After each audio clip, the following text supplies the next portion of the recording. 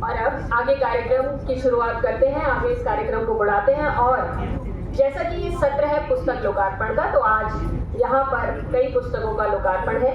तो सबसे पहले जो पुस्तक का लोकार्पण होगा वो है सृजनात्मक साहित्य लेखन पर दृष्टिपथ, जो कि डॉक्टर अहिल्या मिश्र जी की कृति है। और इस कृति की पुस्तक परिचय के लिए मैं आवाज देती हूँ डॉक्टर सुषमा देवी जी को। सुषमा देवी जी आइए और हमें कृपया पुस्तक के बारे में बताइए। आइए।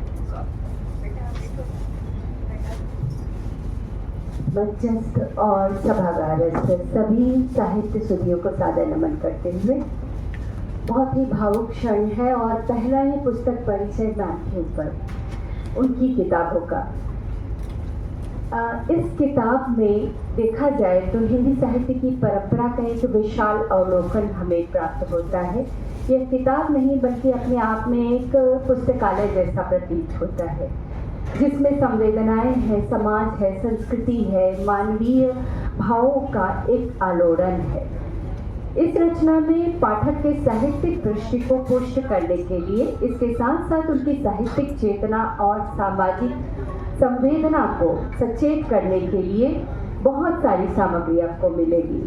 सृजनात्मक जो रूप होता है, लेखक का जो दायित्व होता है, उस पर भी मैम ने अपनी एक बड़ी ही संतुलित दृष्टि से लेख लिखे हैं। इन सारे लेखों का, सारे विचारों का संग्रह है ये किताब। आज के बदलते समाज में जहाँ एक और तकनीकी विकास, वैश्वीकरण और उपभोक्तावाद मानव जीवन मूल्यों को चुनौती दे रहे हैं, ऐसे में साहित्य की भूमिका और महत्वपूर्ण हो जाती है।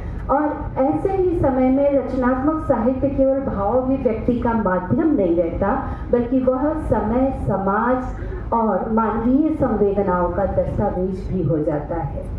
और अहिल्या मिश्र जी इस कृति में विशेष रूप से इसको हम उल्लेखित करेंगे, जहाँ पे वे एक एक रचनाकार के उन गुणों को भी रेखांकित करती हैं जो एक सामान्य पाठक पहले देख नहीं पाता है। लेखिका ने समकालीन हिंदी साहित्य के विविध रचनाओं और लेखकों को एक व्यापक परिप्रेक्ष्य में देखने का प्रयास किया है। कुल मिलाकर अनेक रचनाओं पर आलोचनात्मक टिप्पणियां जो दी गई हैं, जिनमें साहित्यिक मूल्य, विषय वस्तु, शैली और संवेदना के साथ भाषा का भी विशेष ध्यान रखा गया है। पुस्तक की शुरुआत श्री N.R. श्याम की रचना यह हमारी विरासत है से होती है। इस रचना के माध्यम से भारतीय सांस्कृतिक परंपरा और साहित्यिक धरोहर का महत्व सामने रखा गया है, जिसमें रचनाकार ने अपनी काव्यात्मक अभिव्यक्ति के माध्यम से बताने का प्रयास किया है कि साहित्य केवल अतीत की स्मृति नहीं बल्कि वर्तमान की चेतना भी है। और यही कारण है कि मैम ने उस पैरा को, उस अंश को रेखांकित किया है कि लेखक का वैचारिक झुकाव वामपंथी विचारधारा से प्रभावित लगता है। बेबाकी मैम की जो दृष्टि है, बेबाकी लेखन के विषय में इसकी झलक तो मिलती है, किंतु इस संस्मरण में अधिकतर जनवादी क्रांति के प्रभाव में रहने वाले उस ओर झुकाव वाले व्यक्तियों को ही स्थान प्रदान किया गया है। मतलब डरती नहीं है कि कौन क्या सोचेगा, ये इस पुस्तक के पृष्ठ 12 पर है। ये बेबाकी होने भी एक समीक्षक की दृष्टि से बहुत ज़रूरी होती है, ताकि एक सच्चा साहित्य समाज को मिल सके। यहाँ पे उपस्थित सभागार में सरिता सुराणा जैन की रचना माँ की ममता पर उन्होंने जब चर्चा की, तो वहाँ पे उन्होंने कहा, सरिता सुराणा समाज में होने वाले सभी घटनाओं एवं उथल पुथल पर पैनी दृष्टि रखती है। इसे अपनी जीवन शैली में पिरोकर सहज भाषा के प्रवाह में प्रवाहित करते हुए समाज के सामने परोसती है। तो ये भाषिक उनका दृष्टिकोण है। अनंत काबरा के साहित्य पर भी उनकी दृष्टि अलग ढंग से आती है, जहाँ पे लेखिका रचना की जटिलताओं को समझने का प्रयास करती है, पाठक को आत्मचिंतन के लिए प्रेरित करती है। प्रेमलता नीलम की रचना एहसास में तुम हो, प्रेम और संवेदना की काव्यात्मक प्रस्तुति इस रचना में की गई है, तो उसका एक समीक्षात्मक उनका ब्यौरा है। डॉक्टर प्रेमलता जब अपने गीत छेड़ती है तो हवाएं गुनगुनाने लगती हैं, वातावरण में कभी मस्ती कभी उदासी बिखरने लगती है। हृदय से उपजे भाव दिमाग द्वारा शब्दों एवं सार्थक अर्थों के वजन धारण कर श्रोता एवं पाठकों को आंदोलित करते हैं। तो ये है उनके समीक्षा की एक अलग ही दृष्टि झलक, जो पृष्ठ 26 में जिसका उल्लेख उन्होंने किया है। मृदुला झा की त्रिभंगिमा की भंगिमा, इस रचना पर वे उनको नारीवादी सौंदर्य दृष्टि को रेखांकित करती हैं। ज्योति नारायण की रचना काव्य भूमि का नवीन अंकुरण, ये छोटे से छोटे बड़े से बड़े साहित्यकारों की रचना दृष्टि को जिस सलीके से समीक्षा करती है, तो रचनाकार को पता भी चल जाता है कि उसमें कहाँ लोचा आया है या कहाँ वो बहुत अच्छा है। तो कम और अधिक को संतुलन करने का जो दृष्टिकोण है एक समीक्षक का होता है। वे कहती है एक जगह पे इसी पुस्तक में, शब्दों की यात्रा में ज्योति का पहला पड़ाव जो रचना है, जहाँ पे वे उनको प्रेरित करती है और शाबाशी भी देती है।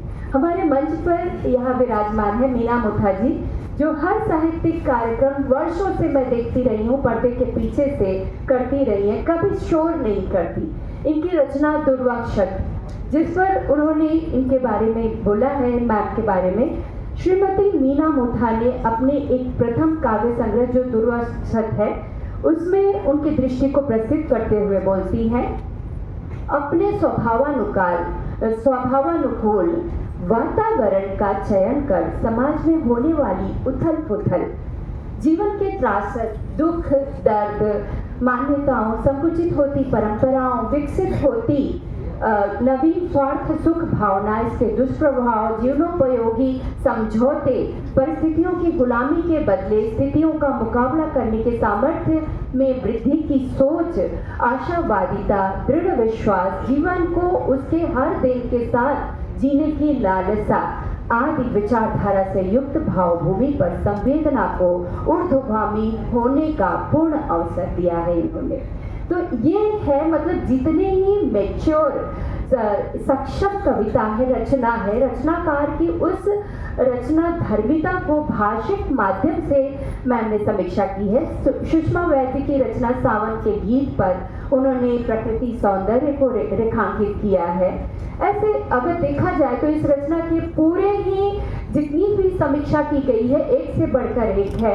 यहाँ पे सभी के बारे में उल्लेख करना तो संभव नहीं है इतने कम समय में, और चूंकि प्रवीण जी ने मुझे सिर्फ 5 मिनट का समय दिया है, तो इसलिए मैं अधिक आगे ना बढ़ते हुए ये कविता, कहानी, उसके साथ ही उन्होंने उपन्यास की समीक्षा भी की है, जिसका पौराणिक आख्यान भी, स्त्रीवादी दृष्टि भी, मनोवैज्ञानिक चित्रण भी उन्होंने रेखांकित किया है। तो आप समझ सकते हैं कि ये पुस्तक किस तरह से पुस्तकालय जैसा प्रतीत होता है, जिसमें कविता, कहानी और छोटी लघु कथाएं हो या उपन्यास हो, हर तरह की विधाओं को समाहित करने की कोशिश की और हर विधा के साथ एक न्यायिक दृष्टि के साथ समीक्षा की गई है। ये बहुत कम समीक्षक कर पाते हैं। इसके लिए मैं साधुवाद दूंगी, वे जहाँ भी है उनका आशीर्वाद बना रहे हमारे लिए और हम भी थोड़ा बहुत सीख सके। इसी दृष्टि के साथ मैं अंत में अपनी बात को यही कहती हूँ कि अहिल्या मिश्र के लेखन की एक प्रमुख विशेषता है कि वे साहित्य को केवल बौद्धिक अभ्यास नहीं मानती, बल्कि उसे साधना के रूप में पिरोती है। उनके अनुसार सृजन का कार्य अत्यंत कठिन और पीड़ादायक प्रतीत होता है। लेखिका का मानना है कि एक माँ जो प्रसव पीड़ा सहकर शिशु को जन्म देती है, ठीक वैसे ही एक रचनाकार सृजन करता उसी पीड़ा से, उसी मनोवैज्ञानिक पड़ाव से गुजरकर एक रचना को जन्म देता है।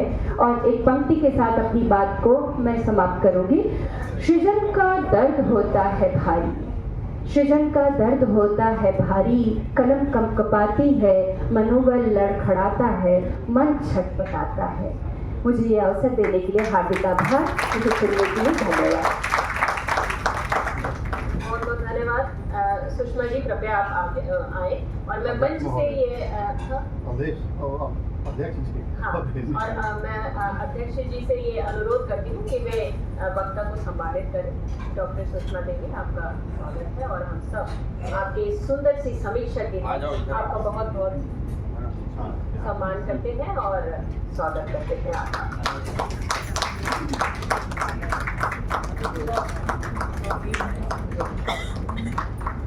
और जैसे कि आपने कहा, इस पुस्तक रूपी पुस्तकालय को पढ़ने के लिए हम सब तैयार हैं और जल्दी ही हम सब इसको पढ़ेंगे। और धन्यवाद देती हूँ मैं डॉक्टर अहिल्या मिश्र जी का भी, जो उन्होंने ये कृति हम लोगों के लिए लिखी और छोड़ी।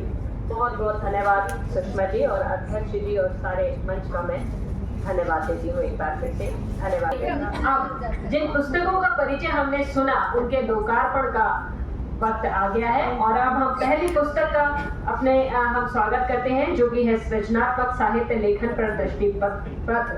और मैं सभी से आग्रह करूंगी कि उस पुस्तक का इस किताब के लिए तो आपको मंच पे होना जरूरी है और हम सब इस अद्भुत क्षण के साक्षी बने।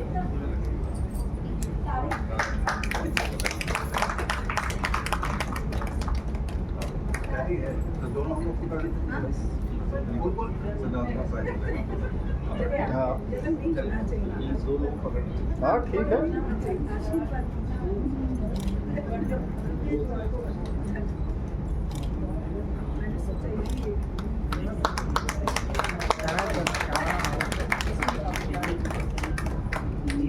और